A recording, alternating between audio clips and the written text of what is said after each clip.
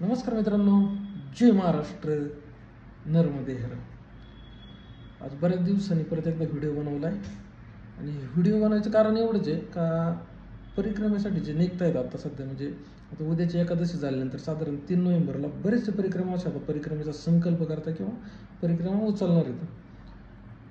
गेल्या वेळेस ज्यावेळेस आपण परिक्रमेत गेलो त्यावेळेस ना आपल्याला आधार कार्ड सोबत नेलं आणि त्याच्यावरच आपला जो परिक्रमेचा पास होता तो बनवला गेला होता. पण आता हे वर्ष आज झालं आहे का परिक्रमेला जाताना आता एक रहिवासी जो दाखला आहे, जर आपण गावाकडून असेल तर ग्रामपंचायतचा आणि शहरातून असेल तर पालिकेचा एक रहिवासी दाखला आपल्यासोबत राहू द्या. म्हणजे तिथं रजिस्ट्रेशन करताना आता तो माहीतला गेला आहे. म्हणजे काय असं व्यवस्थेचं काय त्यांचं अडचणी आल्या असेल तर त्याच्यामुळे त्यांनी ते मागवलं आहे.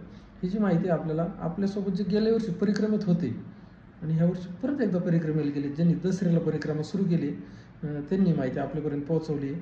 आणि तीच माहिती मी आता आपल्या पुढच्या जे परिक्रमा निघतात त्यांच्यापर्यंत पोहोचवतो आहे.